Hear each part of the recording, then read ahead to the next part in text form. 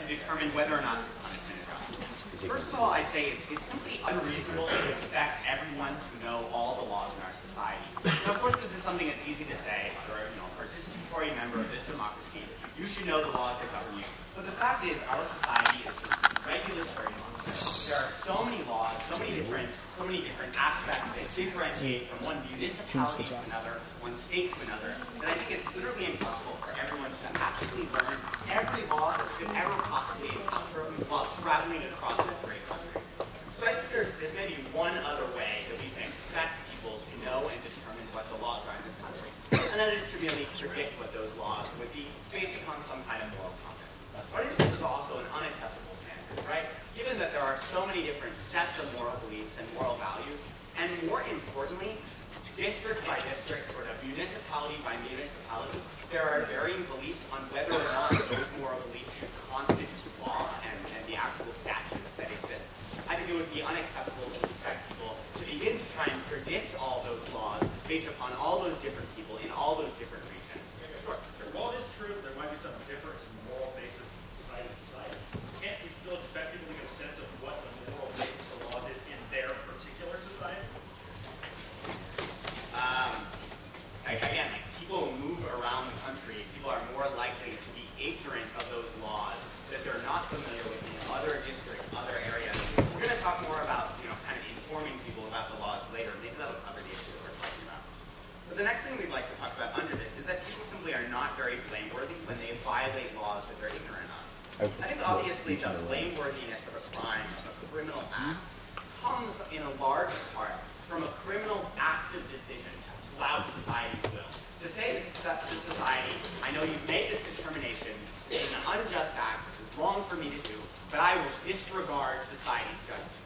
Obviously, this kind of blame doesn't exist when someone is ignorant of this law, because they cannot commit this kind of action to flout society's will in this manner. But I'd also say that the only kind of laws where this isn't true, where people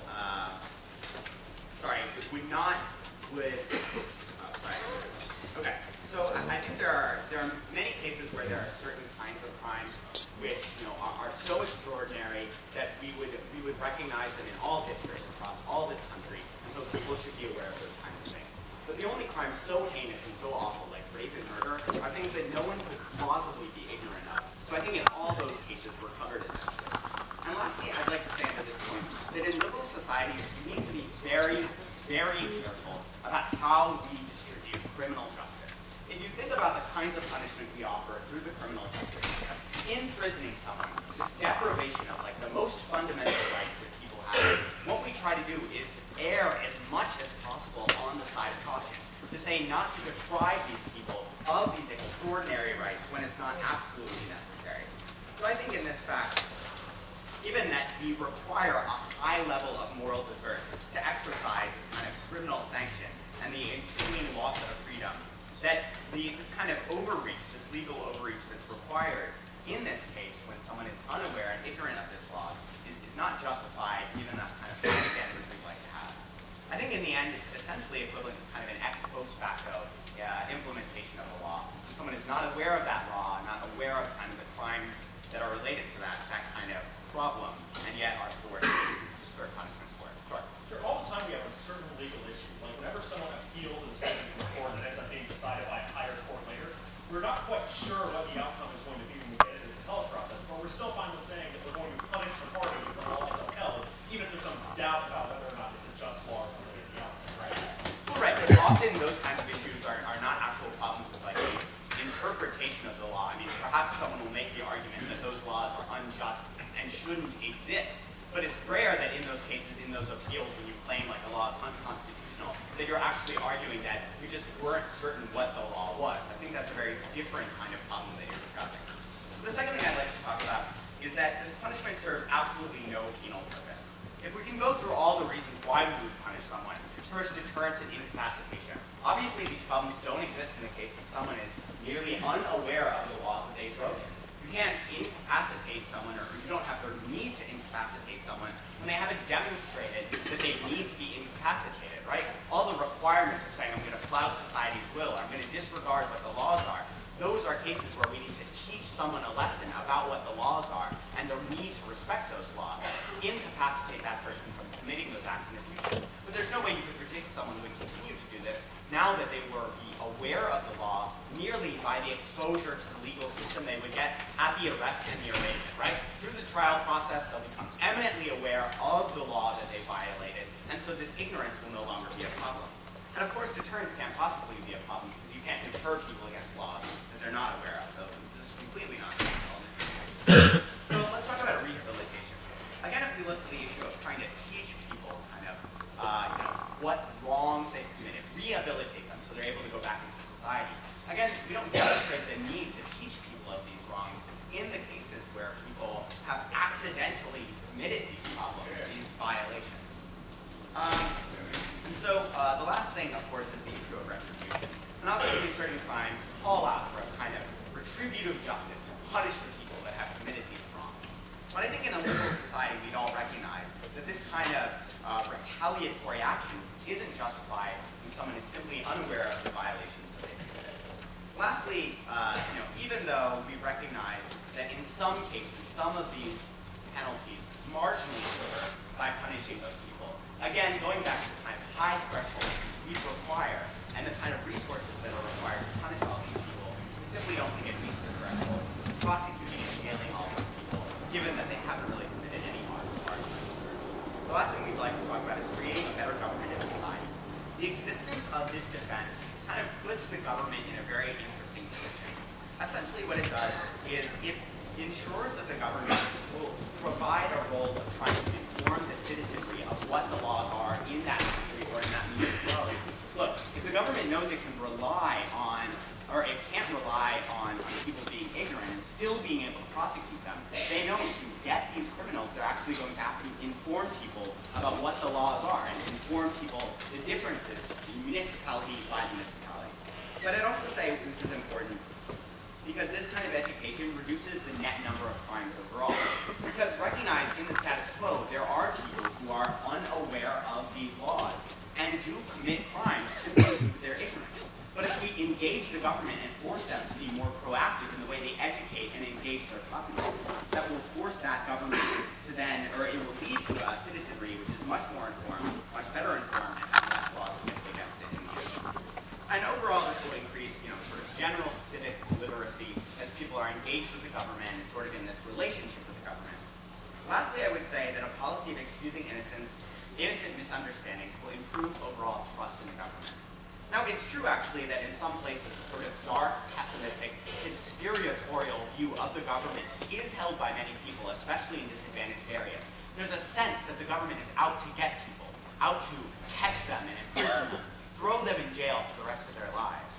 But if we send the message that the government isn't actually trying to get you, but is trying to work with you to make you understand the laws and will forgive misunderstandings, it sends a very different message of what kind of government we have and what kind of role that government will play. The overall result of this is a lot more trust in all aspects of government, a lot more trust in the judicial system as a whole, a lot more trust in the executive. Look, we do live in an era where there are a lot of theories about conspiracies, about problems, about the government acting against its own citizens. So I think when we send this message that we really need to excuse these kinds of accidents, that we're not out to get everyone in this society, but we'll better improve that relationship between the citizenry and the government itself, and in the end lead to a much better society.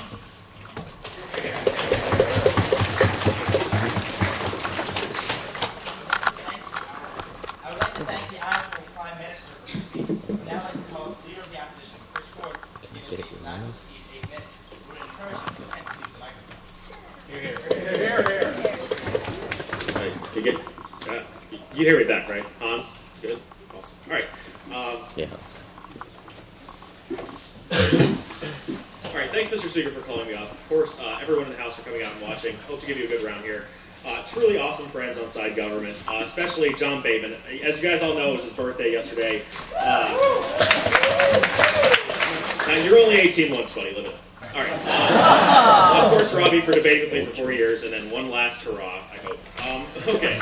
So that said, I don't have anything to observe at the top. I just want to jump right into my independent points. And the first thing I want to talk about is sort of the obvious thing, which is that we think that this policy actually encourages people to get to know the laws of the society that they happen to live in. This is very intuitive, and we think this is good for a public policy standpoint, right? More informed citizenry means fewer instances of people breaking the law, obviously, which means there are fewer crimes being committed, which means, sort of conversely, there are fewer people being harmed by the breaking of crimes, which is what we think is actually the prima facie purpose of having criminal law in the first place. It's to articulate what things within a society actually harm other people and ban them on a society-wide basis. And this comes up a little bit more when we get back on case in terms of talking about not having a general sense of the morals of our society, of individual societies. But Robbie and I think it extends much further beyond it. That when you leave one society where you are comfortable with the laws and enter another where you're not quite sure what the laws are, we think you have actually an obligation to get to know what the laws of that particular society might be. And I'll talk a little bit more about that a little bit later on off case. But the second thing I want to talk about is sort of a more general basis for the criminal law and expand a little bit more on what Robbie and I think is actually the reason why we have laws and the reason why we punish people in the first place. Because we don't think that you're punishing people just because they broke the law, sort of, you know, just because, like, by virtue of breaking the law, they should be punished. We have these laws in place in the first place because we think that when individuals break a criminal code, they're actually harming the society as a whole. And while it might be true they might not have the intent to break the law, when we punish someone for breaking the law, we're punishing them more for having the intent to commit the crime that is actually outlawed in that particular district, in that particular jurisdiction. So at the very outset, Robbie and I can draw a distinction between a person having an intent, an innocent mind when it comes to committing the harm in the first place, versus having an innocent mind when it comes to the laws of the society as a whole. We think those are two very different things. Take, for example, degrees of murder. We might not have a very clear understanding about what constitutes sort of manslaughter in the second degree versus manslaughter in the first degree, voluntary versus involuntary. But what's more important when we're evaluating these systems, even if we were to assume that ignorance of the law is a relevant excuse, is whether or not the intentions of the actor were such as to cause the harm in the first place. We would then go back and assign guilt based upon what the law articulates. We think that's what the criminal law is all about, and that's why it's justified to say, well, even if we don't have this sort of protection, even if you don't know what the law is about, we should still be punishing you because of that harm. Sure. Yeah, but of course our societies don't regulate the totality of the moral code we actually adopt, right? Like, I'm not going to be punished for, like, dropping someone unfairly in a round. So why would someone have to expect that any harm, any evil they had in their mind would actually be something that was outlawed? Well, okay. First and foremost, what I'd say is we think as a general state, you can expect people when they're in a society to get a sense. Like, if you're in the society that, like, it takes a lot of value in people not dropping people unfairly in debate rounds, and there's, like, public service announcements on and stuff like that, we think, then yes, you might have a reasonable expectation that that's something the society would outlaw. And if you don't know what the norms of the society are, see our first point. The third thing we want to talk about, though, is sort of how the system functions in the status quo and how we accept certain degrees of uncertainty anyway. And this is what I was getting at in my point of information with regards to things like undecided laws, appeals, and things like that. At any given point, like tomorrow, the Supreme Court could turn our judicial system on its head by deciding that something that was previously not illegal is now going to be illegal, or something that was previously illegal is now not going to be illegal, or something that was sort of questionable is going to be no longer questionable and certain. These are all circumstances where, regardless of these uncertainties, we would never be expected and we would never be acceptable for any one of us in a society to say, well, I wasn't quite sure how the law was going to go down, therefore I shouldn't be punished for breaking that law. Robbie and I reject that on face, among other things, like, obviously not because of the certainty thing, because that was, for the purpose of the debate, caveated out, but more importantly, just because we think that in a disciplined law and order society, these expectations should exist in the status quo. That we do allow and accept some degree of uncertainty in the law for all the public policy reasons that we've articulated up to this point. And more importantly, because not doing so would give rise to the types of harms that I talked about in my last point. Which is to say, even if you go out and harm someone else, Robbie and I say it shouldn't be an excuse and that person's harm should not go unrectified simply because you didn't bother to check up on the relevant statute. The final thing I want to talk about, though, is sort of the injustice of this sort of localities point they talk about in individual societies. Because imagine what they're actually describing on their side of the house. What they're saying is if I, as a citizen of Virginia, were to come into Pennsylvania, which might have some different laws in certain areas, that the only relevant law that should apply to me is Virginia law, because I haven't bothered to read up on that statutory, or like the statutory contract, or on what's happening, no thanks, to get you back on case, in Pennsylvania. Robbie and I think that, first and foremost, that's just unjust on face. That individuals should have certain degrees of immunity by virtue of being from somewhere else. beyond the obvious cultural relativism thumbs down points that we make in a debate round, we just think in a civilized society where there is so much movement between places, between localities, that there shouldn't be there should be an expectation, because the converse of that is just utter chaos. It's people being able to go from society to society, and if we accept that their lack of knowledge about particular laws is an excuse, we would be excusing vast swaths of people because we are so interconnected and we are moving around so much. No thanks. That said, going back to case, I think there's a lot of just flagrant assertions made on their side of the house that Robbie and I want to deal with really quickly. Excuse me. The first thing they talk about is how this punishment just isn't just because they don't know the law, therefore they can't have acted with a guilty mind, so to speak. Robbie and I reject that on face, and I'd like to cross-apply here the argument we already made regarding the difference between acting with intent to commit a particular act versus acting with intent to break a particular law. We think these are distinct things, and ultimately when an individual is harmed, Robbie and I don't think the law should afford that individual any sort of lack of status. They should lower their status simply because the person who committed the harm happened to not be aware of the law in that circumstance. The laws of societies are designed to protect the people in those societies. And on their side of the house, what you have is necessarily a diminishment of the protections that the law would afford to those people. That is something that Robbie and I simply cannot and will not abide. They talk under this about how, like, governments are regulatory monsters and how, like, we have to be able to predict, regulation, and how we have to be able to predict exactly what the laws will be. But again, I think I've dealt with this sufficiently, like, off case when I talk about how it's important that we are able to tell societies that it's okay for them to have particular legal standards. Because otherwise what you're going to have, Mr. Speaker, is a homogenization of legal standards across the country which doesn't accurately address or reflect what happens within the particular societies. Sure. Okay, you're in Pennsylvania right now. What's the age of consent? Well, it's 13 unless you... Oh, wait, for like contracts or for sex? For sex? I think it's 4 years or 13, I think. I know you're wrong. Well, you know what I'm not going to do tonight? Because I don't know about the laws of Pennsylvania. This encourages me to either, one, not engage in what I would presume to be socially risky behavior, because these things do change state to state, or two, look up the relevant provision in Commonwealth statute. So they say, you know, like, okay, they say that you're not as blameworthy. Robbie and I disagree. And then he makes this extraordinary assertion. And what he says is, well, the only laws where, you know, we think are really serious enough where we'd have this expectation are things like murder and rape and stuff like that. But Robbie and I disagree with this on face. We think that knowledge of a speed limit on a particular road can be just as important to the social well-being as things like murder and rape, because when you don't have that knowledge and you're more likely to act recklessly, people can be hurt, people can be killed, and we think it's reasonable for a society to expect people to adhere to those limitations and to adhere to things like that. We think that's important, and we think it's just an assertion to say that just because the punishment is lower, that we shouldn't have increased expectations, because these laws still exist for a reason. They talk about how there's no possible way for everyone to learn about all of these things. Okay, this will first of all encourage people to seek like legal advice when they're going to do things like joint ventures or like engage in economic activity, which might be regulated in a particular area. But more importantly, Robbie and I are willing to live with that uncertainty, because the converse of that uncertainty is more people hurt in the society and more immunity from good law that's been through a democratic vetting process. He then talks about how this doesn't serve the penal purpose. He talks about deterrence and incapacitation first. Robbie and I reject on face there's no deterrence here. While certainly there might not be deterrence to avoid breaking that particular law if you don't have knowledge, there is certainly deterrence from being ignorant in a society, which we think can be just as important. There's also deterrence from engaging in risky behavior, which you might reasonably expect to be outlawed in a particular society. That's still good deterrence, and when people are acting like this and sort of flaunting the laws of the society by virtue of the fact that they're ignorance, that's just as bad, and we're okay with incapacitating them too, because people who aren't willing to learn the laws and just act and expect that to be a defense deserve to be in jail by the same token as people who flaunt them flagrantly. They talk about how you gain awareness through the trial process and things like that. We think you can have awareness in the first place. He talks about how the government has this incentive to make laws more clear, and I'm going to wrap up on this really quickly. A couple of responses. First of all, governments want to do that anyway. See the things I've talked about.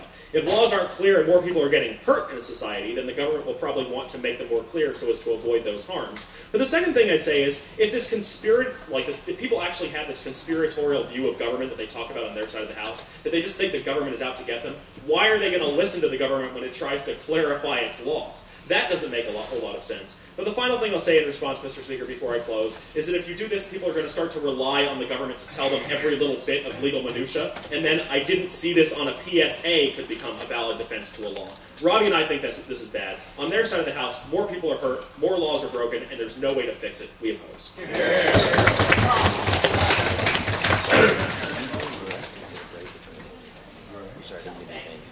You're good.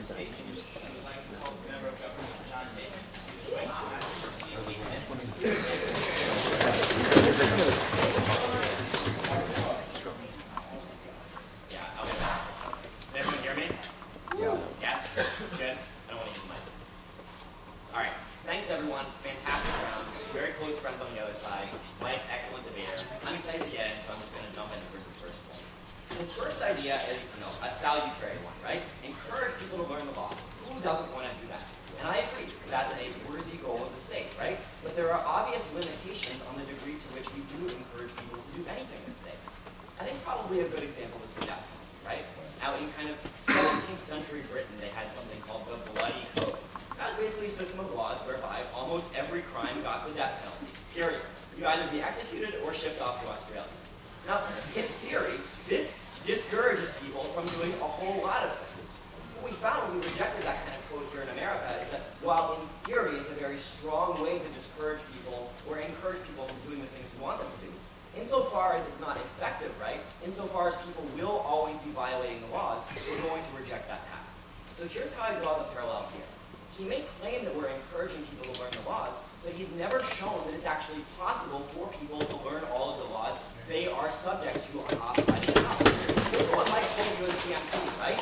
The modern state is a regulatory monster. You know, it's not an opt that, just, kind of raise your claws and, like, kind of mock the idea of monstrosity. Think about the extent I'm sorry. Think about the extent of the modern state. Every domain of human activity, every domain of personal affairs is a potential subject of state regulation. I think at that point, there's no real analog to what Chris is suggesting, that you just kind of refrain from risky action. You just don't enter a domain of affairs in which you might be regulated for your actions. That means you won't be able to do anything in the modern state system. I think it's intensely problematic. Given the fact that moral codes across the land and across the world are so immensely diverse, that you would have to predict the general social norms in the places that exist, that you would have to predict the willingness of certain polities to actually enforce these laws on a legal basis. You would have to predict all of these sorts of things. I simply don't think it's possible for people to know the law, even if we want to encourage them. What I would say additionally is just think about the amount of time and resources this would require. Sure. Oh my gosh, what is the conflict? It's not requiring people to follow all those regulations you don't seem to like. Things like fire codes, things like parking restrictions, things that actually hurt people when they aren't following them because I didn't bother to look them up. Okay, so that's a good place to put this response, which is as follows. A lot of their harms about encouraging individuals to have the onus on them to go out and learn the law, can really be, I think, negated by the fact that on our side, we encourage the government to better inform citizens about what laws they should follow, right? So in the status quo, some of this is already solved for. For instance, somewhere in this room, there is a sign that says how many people are able to be in this room vis-a-vis the fire codes. Almost all college campuses have this. Now, on our side, we're going to better empower the government to have a willingness to do this, because we're going to be sending the message to the government that if it wants to serve its constituencies by actually punishing wrongdoers, it's going to have a better kind of civic education. It's going to have to be more proactive about not just having a public record of the laws, but actually having a substantive public education of the laws. But I want to get back to this idea of time and resources, right? I'm just really puzzled by the idea that Chris imagines that everyone out here, everyone in this room, everyone out there just kind of on the Philadelphia streets, right? Poor people, uneducated people, a lot of people that work full-time jobs, have the opportunity before they go on their family vacation across the East Coast to sit down and go on like findlaw.com and like research all of the laws that they might be subject to in this period of time. It's just not reasonable within the modern state. So what I would say then is that even if laws do exist in theory to protect people, even if that's the primary purpose of laws, as Chris is advocating, there is an even more primary limitation on the exercise of that purpose, and that is the fundamental principles of liberalism. We never require more from individuals in society then could be reasonably expected of them. If we ever subject people to more civic penalties, then they could be reasonably expected to avoid within a reasonable sphere of living out their life in a private, happy, kind of, freedom-seeking mentality. And I think on their side, they're really impinging on that sphere. On their side, they're really sending the message that the state just wants to reach in and grab people, essentially, for things they couldn't reasonably avoid. In a liberal society, every conviction for a crime, every sentence to jail, every civil fine is a tragedy, essentially, because it's an impingement on somebody's liberty. And the liberal society exists to foster liberty. So on our side, we're saying we should avoid those tragedies to the extent possible. So the second argument is about basis for law. In Christianity, we believe laws exist not just as laws. We want to punish people because moral harms exist, because they have intent to do wrong. And I think Mike just hammers this on heel, right?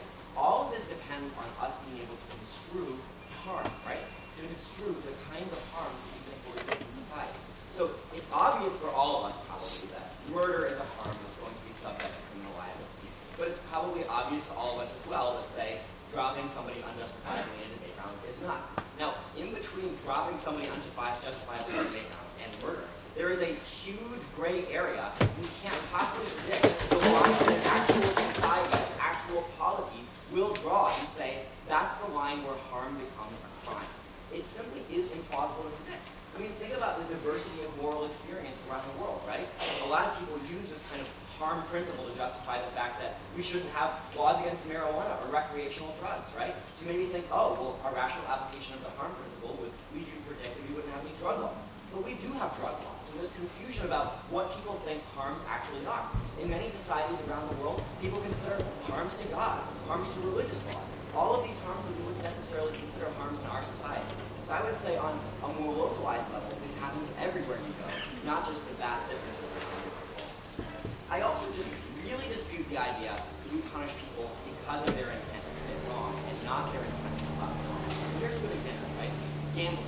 Something that's legal in some states but illegal in other states. So if you live in a state where gambling is outlawed, you probably believe it's morally appropriate to punish those who gamble, right?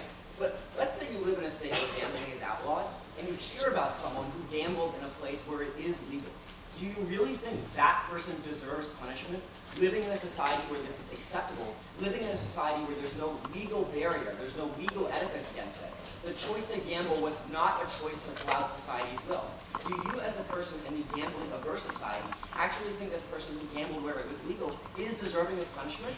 I would suggest probably not. And the reason for that is that that person who gambled in this alternate society didn't choose to flout the democratic will of the people, didn't choose to actually understand the law and then say, hey, these core commitments of the democratic society, I'm going to reject them wholesale. Mike and I say that kind of flouting is the essential reason why we punish people, that they're actually choosing, not just having an intent to harm, but having an intent to reject the will of society. And that's what we think this general sense of the law is. So the third point was really confusing to me. It was basically this idea of uncertainty. And Chris brings up the example that, the Supreme Court can change the law to whatever it wants tomorrow, and we all kind of accept that, right? First of all, I'm pretty confused as to in what kind of example the Supreme Court could actually make something illegal that's not legal today. I'm pretty sure that they don't have that power.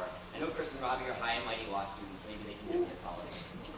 What I would say is there's no force behind this argument. All Chris was really saying is, well, it seems as though if this weird thing would happen on the Supreme Court, we would accept that we would all have to follow it. And it's ridiculous, right? The Supreme Court yesterday handed out some kind of absurd law about dropping people in debate rounds that none of us were familiar with. And, I happen to tank somebody third round, sorry, whoever it was that I tanked, right? And I think all of this just kind of goes into the arguments we have on the case. This is really an independent argument. It's just trying to pump our intuitions. He's not actually supplying us with the intuition of the parties. The final thing was about justice with respect to localities. What Chris essentially says is, well, on their side, if people are traveling, they're never subject to the laws in the states that they're in. They're only subject to their homelands. I don't think that's quite right, because we would accept on this side that there is a substantial amount of overlap, right? So, if I go to Virginia, I'm still going to have to abide by most of the laws there. But if there is some relatively obscure law or some kind of idiosyncratic thing that Virginians think is wrong and that I don't, frankly, I should not be punished for that. And all of our case side analysis, I think, stands in that direction. So the first thing we talk about is how this is unjust. Now, Chris has a really interesting response to this. He says, look, maybe it's the case that it's hard to know laws. If that's the case, you should at least possibility that what you're doing is wrong, and then you can just avoid engaging in risky behavior. Now, think about that kind of effect in a liberal society, where you're essentially carving up this huge domain of human affairs. I would say the substantial portion of it, the hundreds of it, where we can't know for certain without actually investing incredible time and resources whether something is legal or illegal. Taking that huge domain of activity, right, and saying, if you want to avoid going to jail, you can't do anything in that domain. That's the most illiberal concept I can possibly come up with. It's essentially identical to them saying we should just bar all of those things in society, because for that reason, they're chilling everyone from exercising their liberty. They're telling people if you want to avoid criminal penalties, they're just huge portions of human activity you ought not attempt. You keep trying to pigeonhole personally into forcing people to look up every single law that could possibly exist. Can't we just say that in certain areas where it's particularly risky, that's the kind of area where we want there to be this kind of encouragement for people to not blindly go off and commit risky actions, I think I look understand. up those specific risky actions. So you guys are saying that, you would rather draw attention to the cases that are easier for your side, but not defend the cases that are I would say that's going to be a problem. So we got to talk about this about how you're not very blameworthy if you're angry. And again, we just don't get a response from this from Chris. He just says, I disagree. Well, I mean, again, think about this gambling example, right? Like, do you really think, if you're like hardcore anti-gambling extremist, right, like someone who does go to Vegas should be literally put in jail, not just as doing the wrong thing, but actually is deserving of criminal punishment for doing something that he had no reason to believe he would ever be subject to criminal punishment? I simply don't think it's the case. So ultimately, what we have on our side is this idea of liberality, this idea of erring on the side of liberty. And all we have from Chris are these bromags about how the point of the criminal justice system is to punish people, is to protect people from harm. Again, considering the criminal justice system as such, that is the primary point of the justice system. But even more primary acting on the justice system is the limitation from liberal society as such that it should not punish people unnecessarily, that it should not move beyond the territory of justice. So even if you think on their side they can reasonably prevent some crime, which is probably true, we have to err on the side of liberty. They have to meet a high threshold, so you don't. The second thing we talk about is no penal punishment. We talk about deterrence, rehabilitation, and retribution, and none of that's really justified here. All we hear again is this idea of deterring people from ignorance and risk that I've already responded to.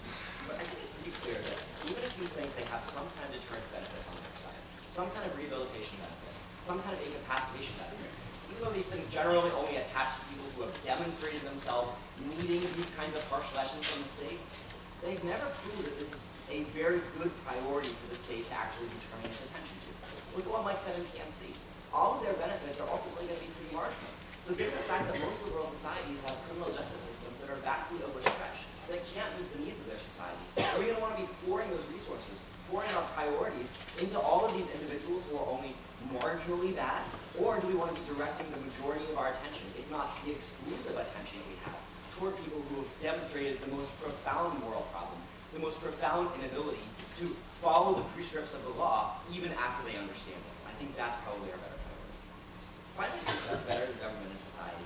And again, what we have on our side is a government that's more interested in actually educating citizens about the law. There's some amount of education that exists right now. I think it's going to be vastly more strengthened, vastly firmer on our side of the house. Because on their side, they simply have a government that's a slave to its own bureaucracy. It's not necessarily going to be reaching out there and educating its citizens. Because it just kind of catches as catch can in the criminal justice system. Whereas on our side, we're actually telling the government, if you want to serve your constituencies, you have to take an active role here. A role you're far better equipped to take on as your onus, as your burden, than the average man on the street. Finally, we get to this trust issue. And Chris just says he doesn't understand it. He says, well, people won't trust the government when it changes the laws. That's not the issue, right? The government is distrusted, essentially, is distrusted fundamentally. A lot of people, just like in the ghetto, right, believe the government is out there getting them. Like, if you ever listen to a Kanye West song, right, you know this sentiment exists. A lot of people think the government is actually out there trying to put black people in prison, period. Now, how do you think these people are willing to cooperate with the police if there's a crime in their community that the police want cooperation on, want to tip on? To what extent do you think these people are interested in going to the government, accessing civil services? They have this massive distrust.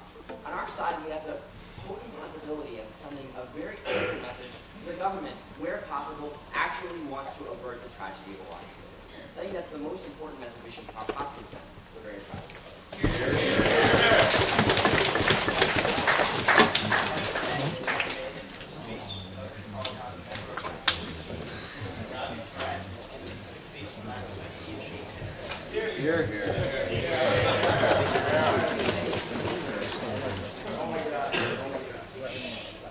thank you to everyone for coming out and watching this round. Really good friends on side government. Chris, fantastic speaker as always.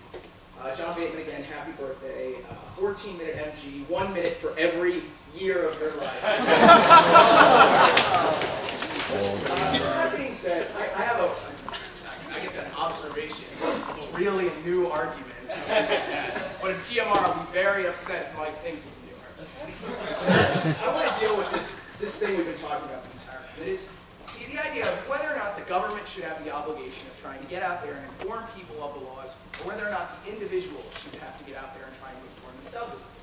Because Chris and I get up here, and I think we make a pretty reasonable argument. We say, look, an individual, as the person responsible for their actions, should have to get out there and know what they're doing and know whether or not it's illegal. And side I go there, just confused and outraged by this. How dare we expect people to look up all these laws? That is absolutely nuts. No individual can be expected to go out there and find all of those laws out. And yet somehow we expect the government to come in here and tell every individual all the different laws that exist within society. I'm not quite sure how that's going to work, but John thinks he's got a response. Because I stand up and I go, what about all those crazy regulations?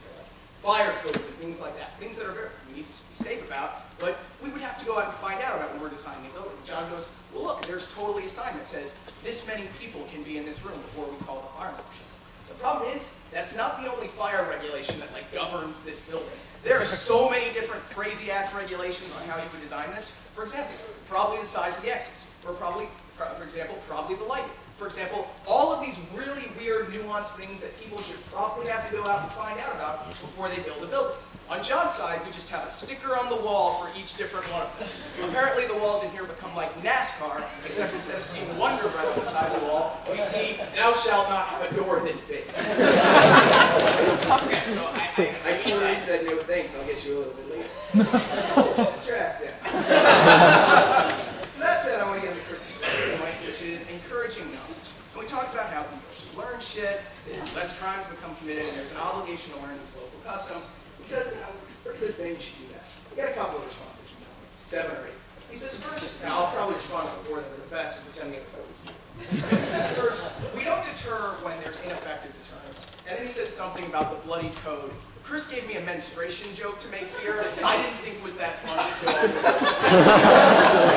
He said it's not just that it's not just that we would say that in certain circumstances, it's not just about can we deter here. Because we're not just going to say we encourage people to go out there and find out about laws, but also we deter people from actively not finding out about laws, and I think that's a real problem on their side of this. Because they're not just defending passive ignorance, right? Like, oh, I just didn't happen to look up the law, I'm sorry. It's, ooh, probably don't want to get charged for crime. You know what's a really good plan? Not finding out what the agent said.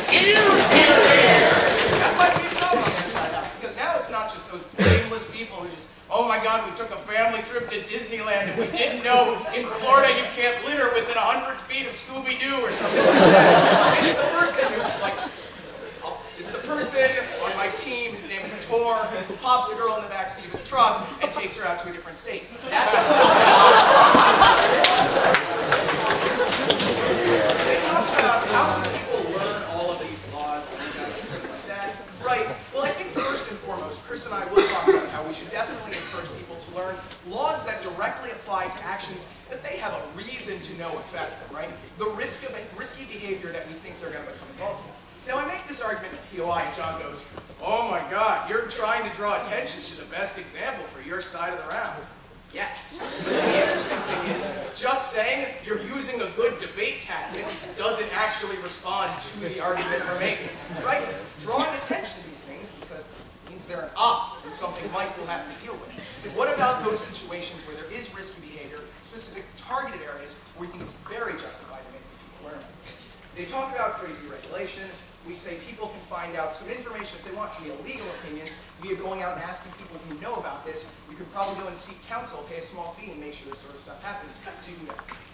Yes, we did advocate paying a small fee on our side of the house, Mike. Impacted the hell out of that.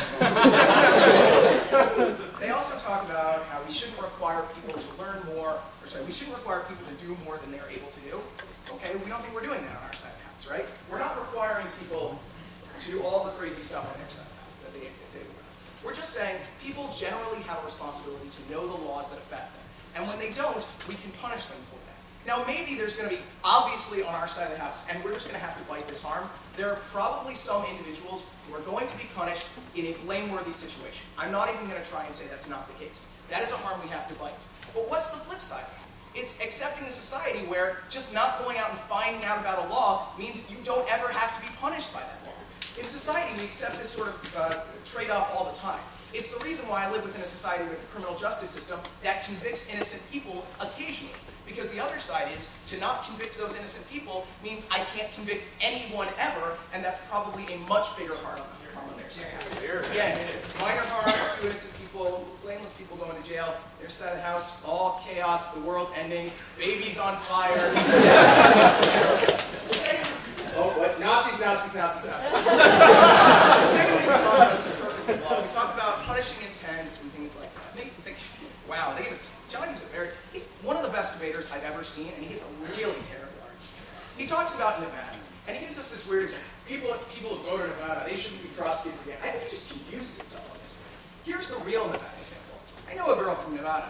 In Nevada, it's totally legal to gamble. If she were 21 and could go to another state and just decided to gamble, they went, dude, in Nevada, it's totally legal to gamble. This person now has a complete free pass to gamble anywhere they want if they don't seek out the laws of that state. So we have like guys and dolls situation on our side of the house when people see, wow, I dropped a musical reference. What the hell was I doing? I don't even know. The point is gambling on their side of the house, it might be bad. I didn't go as far as that. We also talk about, he also says, generally we don't punish these people for just doing these reckless activities. I don't think that's the case. It's the same reason Chris talks about later on, about how there are certain ambiguities within the law. That is, we don't necessarily know, in all cases, how the law is going to be applied by the courts, and we still think we can punish these people for those actions, because they're engaging in some sort of risky behavior that we certainly don't want them to do. The third thing we talk about is the system as it is. This is something I started to get into. They said, John gets up here and I think makes a harmless response to our argument. I don't think he deals with the actual crux of the analysis, which is just, within our society, we accept that there are certain uncertainties. You can't necessarily know the law to a fullest extent, or the way it's going to be applied. And as a result, it's still okay to punish those people because the alternative is that much worse. The fourth and final thing we talk about is localities. And John says, well, there's going to be this overlap between the two places, right? Like, most of the laws will overlap, and so that covers all of your harms, right? No, right? Like, obviously, murder is going to be illegal in Virginia and Pennsylvania and all those different states.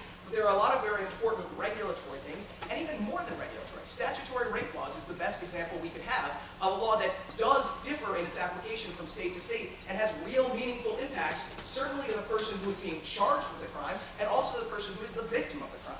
Remember on their side of the house, every time they talk about that person who is being punished for something they didn't have any blame in doing, that's also a person on their side of the house who's committed an action, who's harmed someone else, and now society can't protect that person. Going back to this.